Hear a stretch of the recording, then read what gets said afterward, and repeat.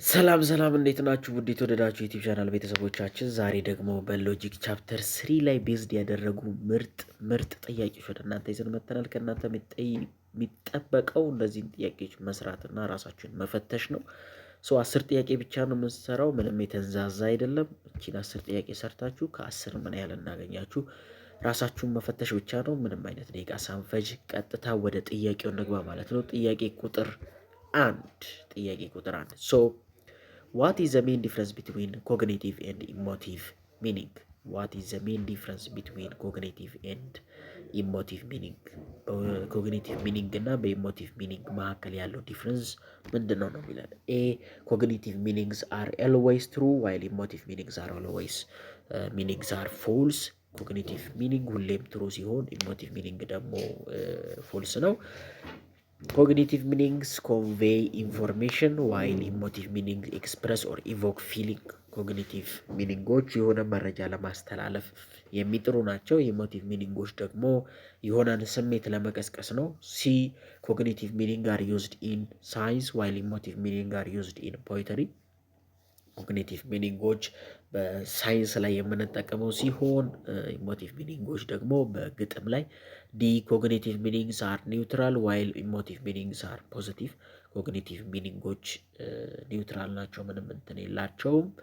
ኢሞቲቭ ሚኒንጎች ደግሞ ፖዘቲቭ ወይም አዎንታዊ ተጽዕኖ ነው የሚያሳድሩት ይለናል። ስለዚህ የትኛው ይመስላችኋል? በኮግኒቲቭ እና በኢሞቲቭ ሚኒንግ መካከል ያለው ልዩነት ምንድን ነው? ኮግኒቲቭ ሚኒንጎች ተርሞች ወር ፍሬዞች ምን ብሎ ነው የሚያስረዳው? ሎጂክ የሆነን መረጃ ለማስተላለፍ ነው። የሆነን ኢንፎርሜሽን ትራንስሚት ለማድረግ ወይም ኮንቬይ ለማድረግ ነው የሚጥረው። በተቃራኒው ደግሞ ኢሞቲቭ ሚኒንግ ደግሞ ተርሞች ወይም ፍሬዞች ሊሆኑ ይችላሉ። እንደገና ደግሞ እንደዛ ምን ለማድረግ ነው ዋና አላማቸው? የሆነን ስሜት ለመቀስቀስ ነው። ለምሳሌ የልጅ ማስወረድ ምሳሌን መጠቀም እንችላለን። ለምሳሌ ፎር ኤግዛምፕል አቦርሽን ክሊርሊ ኢሉስትሬት ዲስ ዲስቲንክሽን ዊዝ ኒውትራል ኢንፎርሜሽናል ዲፊኒሽን ቢንግ ኮግኒቲቭ ኢንፎርሜሽናል። ስለ አቦርሽን የሆነ ቃላት ለምሳሌ አቦርሽን ለምን እንደሚጎዳ ለእናትየው ያለው ጉዳት ምናምን ብሎ ሲጠቅስ ኢንፎርሜሽን እያስተላለፈ ነው። ይህም ኮግኒቲቭ ሚኒንግ ይባላል። ሌላው ደግሞ የሆኑ ስሜትን ለመቀስቀስ አቦርሽን ወይም ማስወረድ ማለት እንደ ግድያ ነው ምናምን ወይም የሆነ ስሜት ቀስቃሽ የሆኑ ቃላቶችን በመጠቀም ደግሞ ሲሆን ኢሞቲቭ ሚኒንግ ይሆናል ማለት ነው። ስለዚህ ዋና ዲፍረንሱ ያ ነው ማለት ነው። ቢ ላይ ያለው ኮግኒቲቭ ሚኒንግ ኮንቬይ ኢንፎርሜሽን ዋይል ኢሞቲቭ ሚኒንግ ኤክስፕረስ ኦር ኢቮክ ፊሊንግ የሚለው መልስ ይሆናል ማለት ነው። ስለዚህ የአንደኛ መልሱ ቢ ነው ማለት ነው። ሁለተኛ ስቴትመንት ኮንቴኒንግ ተርምስ ላይክ ኢንሂውማን መርደሪንግ ኤንድ ኢኖሰንት ቱ ዲስክራይብ አቦርሽን ኢዝ አን ኤግዛምፕል ኦፍ ዋት ታይፕ ኦፍ ሚኒንግ። ይሄን ለምሳሌ ከላይ የጠቀስነው አይነት ነው። አቦርሽንን ወይንም ማስወረድን እንደ ኢሰብአዊ የሆነ ግድያ ወይንም ደግሞ ኢኖሰንት የሆነ ተግባር ነው ብሎ መግለጽ ምን አይነት ሚኒንግ ነው የሚገልጸው ነው ብሎ የሚጠይቀው። ኤ ኮግኒቲቭ ሚኒንግ፣ ቢ ኢሞቲቭ ሚኒንግ፣ ሲ ስቲፑሌቲቭ ሚኒንግ፣ ዲ ሌክሲካል ዲፊኒሽን። ስለዚህ ከላይ ለማየት ሞክረናል። በምሳሌም የተጠቀምነውም የአቦርሽን ምሳሌ ነበር። ስለዚህ እዚህ ጋር ኢሰብአዊ ግድያ፣ ኢኖሰንት ምናምን እያለ ሲገልጽ ኢሞቲቭ ሚኒንግን ነው ኤክስፕረስ የሚያደርገው። ከላይ ለማየት ሞክራል። ኢሞቲቭ ሚኒንጎች ሁሌም የሆነን ፊሊንግ ኢቮክ ለማድረግ ነው የሚጥሩት። ኮግኒቲቭ ሚኒንጎች ደግሞ የሆነን መረጃ ለማስተላለፍ ነው ማለት ነው። ስለዚህ ዳንሰር ዊል ቢ ማለት ነው። ዳንሰር ዊል ቢ። ሶስተኛ አኮርዲንግ ቱ ዘ ዶክመንት ዋት ኢዝ ኤ ተርም። በዶክመንቱ ወይም በሎጂክ ተርም የሚለው ምን ነው የሚገልጸው? ኤ ፕሮፐር ኔም ኦንሊ፣ ቢ ዲስክሪፕቲቭ ፍሬዝ ኦንሊ፣ ሲ ኤኒ ወርድ ኦር አሬንጅመንት ኦፍ ወርድ ዛት ካን ሰርቭ አስ ዘ ሰብጀክት ኦፍ ኤ ስቴትመንት፣ ዲ ወርድ ዛት ሃዝ ኤ ሲንግል ዲፊኒቲቭ ሚኒንግ። ስለዚህ ተርም የሚባለው ምንድን ነው? ያው ጀስት A term is any word or arrangement of words that may serve as the subject of the statement. So it also clarifies that the term includes proper names, common names and descriptive phrases. ስለዚህ ተርም ሲባል ፕሮፐር ኔሞችን ሊገልጽ ይችላል፣ ኮመን ኔሞችን ወይ ዲስክሪፕቲቭ ፍሬዞችን ሊገልጽ ይችላል። ስለዚህ የሆኑ የቃላት ስብጥር ነው። እነዛ ደግሞ የስቴትመንቱን ሳብጀክት የሚገልጽ ነው ማለት ነው። ስለዚህ ሲ ላይ ያለው ኤኒ ወርድ ኦር አሬንጅመንት ኦፍ ወርድ ዛት ካን ሰርቭ አስ ኤ ሳብጀክት ኦፍ ኤ ስቴትመንት የሚለው ተርምን ይገልጽልናል ማለት ነው። ስለዚህ ሲ ዘ ኮሬክት አንሰር። ሶ አራተኛ ዋት ዳዝ ዘ ኢንቴንሽናል ሚኒንግ ኦፍ ተርም ኮንሲስት ኦፍ። ኢንቴንሽናል ሚኒንግ ኦፍ ተርም ምንን ነው የሚይዘው ይለናል። ሶ ኢንቴንሽናል ሚኒንግ ኦፍ ተርም ምን ይይዛል? A. The members of the class that the term denote. The members of the class that the term denotes. B. The quality or attribute that the term connotes. C. The emotion the term evokes. D. The dictionary definition of the term. ስለዚህ ኢንቴንሽናል ሚኒንግ ኦፍ ተርም ምንን ነው የሚይዘው? ኤ ላይ የሚይዘው the members of the class that the term denotes ክፍልፋዮችን በዛ ክላስ ላይ ያሉትን ክፍልፋዮችን ነው የሚይዘው። ቢ the quality or attribute the term connotes መገለጫውን ኳሊቲውን ነው የሚገልጸው የተርሙን። ሲ the emotion the term evokes ያ ተርም የሚቀሰቅሰውን ስሜት ነው የሚገልጸው። ዲ the dictionary definition of the term ዲክሽነሪ ላይ ያለው ዲፊኒሽን ነው ይለናል። ስለዚህ የትኛው ይመስላችኋል? ሶ ይሄ ተርም ኢንቴንሽናል ሚኒንግ የምንለው የእንትኑን የተርሙን ኳሊቲውን ነው የሚገልጸው ወይም አትሪቢዩቱን። እንደገና ደግሞ ኮኖቴሽን ይባላል። ኮኔቴሽንም ተብሎ ሊገለጽ ይችላል። ኢንቴንሽናል ሚኒንግ ኦር ኮኖቴሽን ሊባል ይችላል። ስለዚህ ኢንቴንሽናል ሚኒንግ ኦፍ ኤ ተርም ኮንሲስትስ ኦፍ ዘ ኳሊቲ ኦር አትሪቢዩትስ ዳት ዘ ተርም ኮኖትስ የሚለው መልስ ይሆናል ማለት ነው። ስለዚህ አራተኛ መልሱ ቢ ነው። አምስተኛ the members of the class that a term denotes are its dash. the members of the class that the term denotes are its dash. ክላሶቹን የሚገልጸው የተርሙን ክላስ የሚገልጸው ምን ተብሎ ይጠቀሳል? ኤ ኢንቴንሽን፣ ቢ ኮኖቴሽን፣ ሲ ኤክስቴንሽን፣ ዲ ኮንቬንሽን። ሶ የትኛ ይመስላችኋል? የተርሙን ክላሶች የሚገልጸው ማለት ነው። ስለዚህ it is extensional meaning which consists of the members of the class that the term denote. It is also referred as denotation. so ይሄ ኤክስተርናል ሚኒንግ ወይንም ደግሞ ዲኖቴሽን የሚባለው ኤክስቴንሽናል ሚኒንግ የሚባለው ወይም ዲኖቴሽን የሚባለው ክፍልፋዮችን በአንድ ተርም ውስጥ ያሉትን ክላሶችን የሚገልጽልን ነው ማለት ነው። ስለዚህ the answer will be C ኤክስቴንሽን ማለት ነው። ሶ ያዩናል መልሱ። ስድስተኛ the term unicorn is an example of a term with what kind of extension? ዩኒኮርን የሚባለው ተርም የምን ኤክስቴንሽን ታይፕ ነው ካይንድ ነው የሚለን። ኤ ኢንክሪዚንግ ኤክስቴንሽን፣ ቢ ኮንቬንሽናል ኤክስቴንሽን፣ ሲ ኢምፒቲ ኤክስቴንሽን፣ ዲ ዲክሪዚንግ ኤክስቴንሽን። ስለዚህ የትኛው ይመስላችኋል በትክክል የሚገልጸው የትኛውን ነው? ዩኒኮርን የሚለው ተርም ማለት ነው።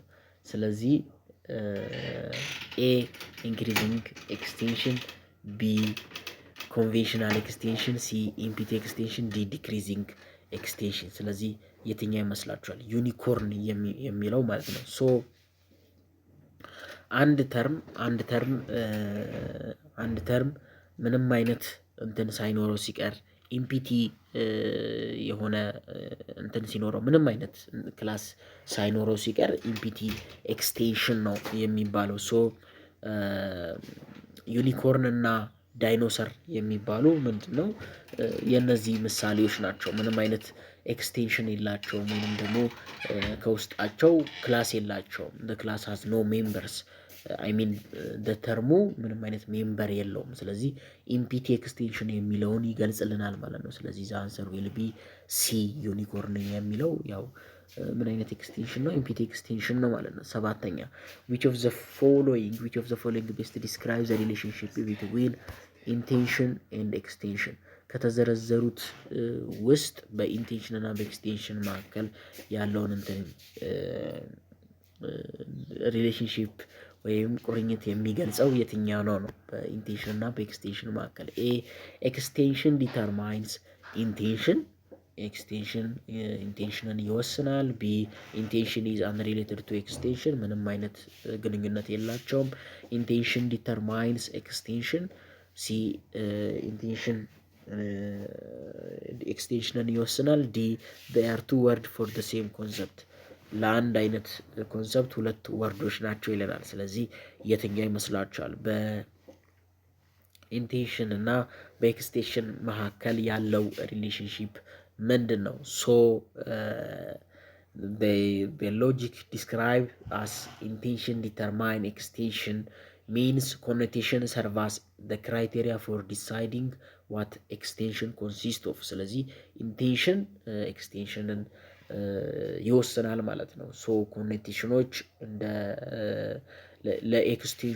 ለኤክስቴንሽኖቹ ምን ይይዛሉ የሚለውን ዋና እንደ ክራይቴሪያ እንጠቀማለን። ኮኔቴሽን ሰርቭ አስ ዘ ክራይቴሪያን ፎር ዲሳይዲንግ ዋት ኤክስቴንሽን ኮንሲስት ኦፍ። ስለዚህ ዘ አንሰር ዊል ቢ ሲ ማለት ነው። ኢንቴንሽን ዲተርማይንስ ኤክስቴንሽን የሚለው መልስ ይሆናል ማለት ነው። 8ኛ in the serious living things animals insect ቢ what is the relationship of terms in terms of intention። በእነዚህ ሊቪንግ ቲንግ አኒማል ኢንሴክት ቢ ብሎ በሚገልጸው ተርም ላይ ምንድን ነው ያለው ኢንቴንሽን? the relationship of the terms in terms of intentionናቸው ምንድን ነው? ምንን ነው የሚገልጸው? እንዴት ነው የተገለጹት የሚለው ነው በቀላሉ። ኤ ኢንክሪዚንግ ኢንቴንሽን፣ ቢ ዲክሪዚንግ ኢንቴንሽን፣ ሲ ኢንክሪዚንግ ኤክስቴንሽን፣ ዲ ዲክሪዚንግ ኤክስቴንሽን። ስለዚህ እንዴት ነው የሚገልጸው? ሶ ይሄ የሚገልጸው እንዴት ነው? ሊቪንግ ቲንግ ብሎ ጀስት የሚኖሩ የሚንቀሳቀሱ ነገሮች ብሎ ጠቀሰ። ከዛ እንስሳ አለ፣ ከዛ ኢንሴክት አለ፣ ከዛ በኋላ ቢ አለ። ስለዚህ እየጠበበ ነው የመጣው ወደ እንትን ማለት ነው። ስለዚህ ይሄ ወደ ምንድን ነው የሚገልጸው? ከመጀመሪያው ቃል አይሚን each term in the series except the first ከሊቪንግ ቲንግ ውጪ በጣም ስፔሲፊክ እየሆነ ነው የመጣው ወደ ታች አይደል?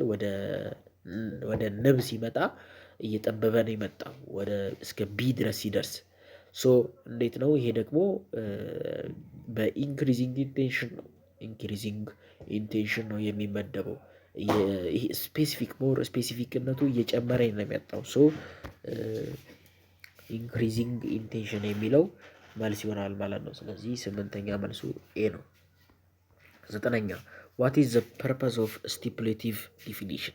የስቲፕሌቲቭ ዲፊኒሽን ዋና አላማው ምንድን ነው? ኤ to report a word's existing meaning in a language፣ ቢ to eliminate ambiguity in a word፣ ሲ to assign a meaning to a word for the first time፣ ዲ to provide a theoretical picture of an entity። so what does or what is the purpose for stipulative definition? so stipulative definition የሚባለው